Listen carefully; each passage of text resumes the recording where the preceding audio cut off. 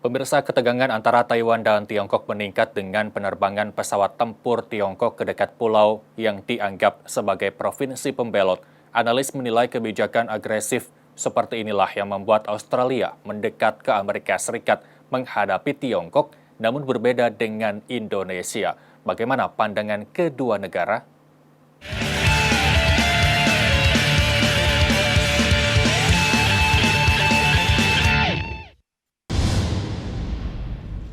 Sebagian analis memahami alasan dibalik pembentukan AUKUS. Aliansi trilateral melibatkan Amerika Serikat, Australia, dan Inggris yang akan mengadakan 8 kapal selam bertenaga nuklir bagi Australia. Bagi Australia, kemarahan Tiongkok sudah diantisipasi sebelumnya. Itu sudah menjadi metode China untuk melindungi kepentingan mereka, cukup agresif secara lisan dan semakin agresif strategi militer. Itu realitas untuk Australia dan juga negara lain. Sedangkan Indonesia tidak mempunyai masalah signifikan dengan Tiongkok, kecuali masuknya kapal ikan disertai patroli Tiongkok ke zona ekonomi eksklusif Indonesia.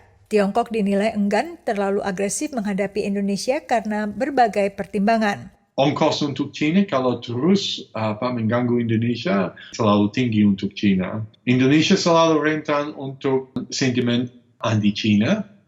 Dan kalau China misalnya melakukan konfrontasi militer di Natuna, ancaman terhadap orang Cina yang ada di Indonesia atau perusahaan Cina yang atau proyek Cina di sana, misalnya kereta api antara Jakarta dan Bandung dan sebagainya. Mungkin itu menjadi sasaran untuk masyarakat kalau mereka marah dengan perilaku Cina. Saat ini investasi Tiongkok di Indonesia terus meningkat, berbalik dengan investasinya di Australia.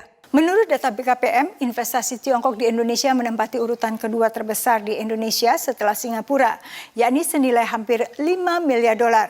Sedangkan investasi Tiongkok di Australia menurut Sydney University dan lembaga audit Australia KPMG turun hampir 27%, yakni 2,5 miliar dari 3,4 miliar dolar pada 2019.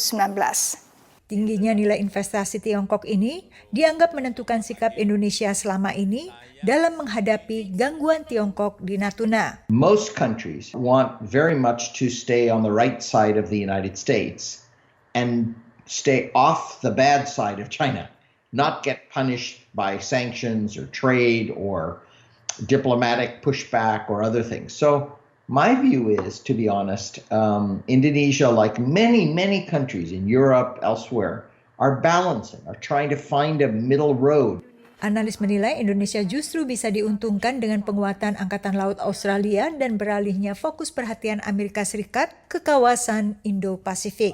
Indonesia, I think, would have to decide, could work more with Australia and the US and others for maritime domain awareness and cooperation. But as you well know, Chinese security ships have been escorting fishing fleets throughout the region, and there have been a number of these incidents. Selain AUKUS, Australia juga bekerja sama erat dengan Amerika Serikat lewat Forum Dialog Keamanan Kuadrilateral atau DIQUAD, melibatkan juga Jepang dan India, serta Aliansi Intelligence for Ice melibatkan juga Inggris, Selandia Baru, dan Kanada. Dari Alexandria, Virginia, Yuni Salim dan tim VOA.